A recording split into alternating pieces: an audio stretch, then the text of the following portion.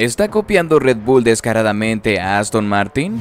Prepárate para vivir unos plagios sin precedentes, mientras descubrimos las mejoras que la escudería austríaca está robando directamente de Silverstone, y cómo ahora se han invertido los papeles tras el Gran Premio de Bakú y Miami. Sin más dilación, comencemos. Según los expertos, era Aston Martin quien había copiado a Red Bull desde el inicio del curso. El hecho de tener en sus filas a Dan Fallows, ex aerodinamista y mano derecha de Adrian Newey, ha sido clave como director técnico a la hora de difundir dicho mensaje. Si bien es cierto que la filosofía de diseño de la MR23 seguía por las decisiones tomadas en Milton Keynes con el RB18, hay algunos aspectos en el coche de color verde que iban mucho más allá de lo visto hasta el momento en el RB19, que está dominando con mano de hierro. La zona de los pontones de la MR23 es sin duda alguna la más extrema. Han buscado al máximo el efecto Coanda, que dirige hacia el suelo el flujo de aire de la parte delantera por encima del chasis y en dirección al difusor, gracias en parte a la hendidura que hay en el superior de los pontones y justo debajo de la tapa motor, que sirve también para evitar que las turbulencias de la rueda delantera ensucien ese paso de aire. Más allá de eso, Aston Martin ha tenido el valor de crear unos pontones con unas entradas anchas pero muy estrechas, que sobre todo en el borde exterior son más cónicas. Red Bull por su parte propuso una solución menos cónica, para no comprometer la refrigeración del motor Honda. En Bakú, el equipo técnico dirigido por Pierre Wache montó un paquete aerodinámico que iba justo en la dirección de la MR23, con unas entradas más estrechas y un labio inferior más alto, útil para aumentar el flujo de aire que pasa por debajo. El objetivo, por tanto, es mejorar la eficiencia aerodinámica, sin afectar la fiabilidad de la unidad de potencia Honda. De hecho, tuvimos la contraprueba de ello en el Gran Premio de Miami, apenas una semana después. En el equipo austríaco no se han limitado a miniaturizar las entradas de aire, sino que también han revisado la dinámica de fluidos en el interior. Menos flujos de refrigeración requiere una mayor extracción de calor. En Miami, por lo tanto, se esperaba un RB19 con branquias recortadas en los laterales de la tapa motor, pero no fue así. A pesar de los 30 grados centígrados del aire y los 46 grados centígrados del asfalto, Red Bull se permitió una configuración muy cerrada, conformándose con una rejilla de ventilación, mientras que los de color verde desde Bakú tuvieron que recurrir a una rejilla de ventilación muy llamativa por debajo.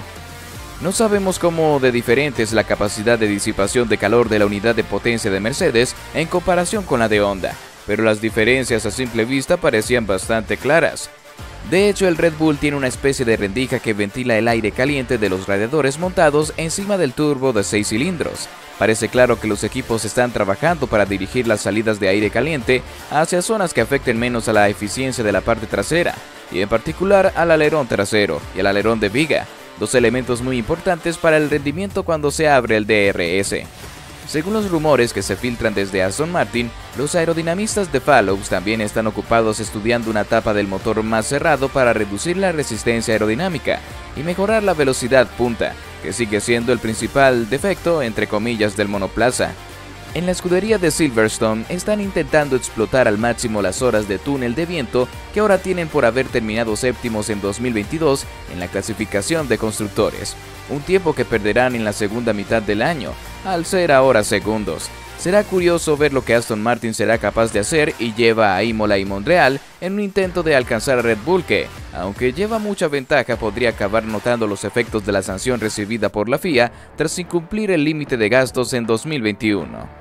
Sin duda ahora es otra historia. Aston Martin copiando a Red Bull. Está claro que contar con Dan Fallows como director técnico, siendo antiguo aerodinamista y mano derecha de Adrian Newey, facilita mucho la difusión del concepto.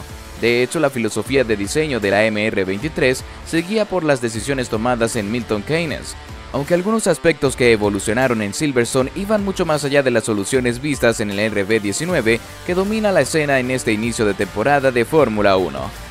La panza del Aston Martin es sin lugar a dudas la más extrema. Se ha buscado la exasperación del efecto Coanda, que lleva hacia el suelo del fondo un flujo de otra presión atrapado en la parte delantera por encima del chasis y dirigido hacia el difusor. Así pues, gracias al gran cañón, la pared lateral sirve para evitar que las turbulencias de la rueda delantera ensucien ese paso de aire. Sin embargo, no solo es eso, sino que Aston Martin ha tenido el valor de crear entradas de radiador anchas, pero muy estrechas que, sobre todo en el borde exterior, son más cónicas. Red Bull de hecho propuso una solución menos cónica para no comprometer la refrigeración de la unidad de potencia de Honda. En Bakú, el equipo técnico dirigido por Pierre Wache aportó un paquete aerodinámico que iba justo en la dirección de la MR23, proponiendo tomas de radiador más estrechas con un labio inferior más alto, útil para aumentar el flujo de aire bajo las toberas. El objetivo, por tanto, es mejorar la eficiencia aerodinámica, sin afectar la fiabilidad de la unidad de potencia Honda. De hecho, tuvimos la contraprueba de ello en Miami, apenas una semana después. En Red Bull no se han limitado a miniaturizar las tomas de aire, sino que también han revisado la dinámica de fluidos en el interior de los vientres. Menos flujo de refrigeración requiere una mayor extracción de calor. En Miami, por tanto, esperábamos un RB19 con llamativas aberturas en las branquias recortadas en los laterales, es decir, en la raíz del capó, pero no fue así. A pesar de los 30 grados de temperatura en el aire y los 46 grados en el asfalto, Red Bull se permitió una configuración muy cerrada incluso en el circuito urbano de Florida, conformándose con una única rejilla de ventilación abierta, mientras que Aston Martin, por el contrario, desde Bakú tuvo que recurrir a una rejilla bastante llamativa por debajo. No sabemos cómo de diferente es la capacidad de disipación de calor de la unidad de potencia del Mercedes F1 M14 e-Performance en comparación con la del Honda RB PT H001, pero las diferencias visibles parecían bastante marcadas. De hecho, el Red Bull tiene una ranura que ventila el aire caliente de los radiadores montados encima del turbo de 6 cilindros, en la continuación de la aleta del capó. Parece claro que los equipos están trabajando para orientar las salidas de aire caliente en zonas que afecten menos la eficiencia de la parte trasera, y en particular del alerón trasero y del alerón de larguero, dos elementos muy importantes para crear rendimiento al abrir el alerón móvil. Según los rumores que se filtran desde Aston Martin, los aerodinamistas de Fallows también están ocupados estudiando un sidepod sustancialmente cerrado para reducir la resistencia aerodinámica del coche y mejorar la velocidad punta, que sigue siendo el aspecto más deficitario entre comillas del proyecto.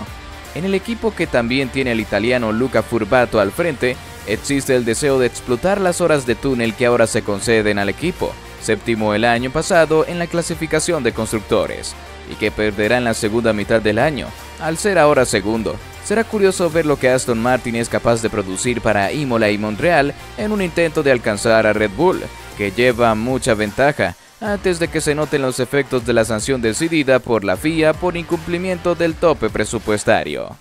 ¿Y tú? ¿Qué opinas de que sea ahora Red Bull quien esté copiando descaradamente a Aston Martin? ¿Crees que se han invertido los papeles? Déjanos saber tu opinión abajo en los comentarios. ¡Te leemos! ¿Pero acaso no has visto esta noticia? Yo no me la perdería, ¿eh?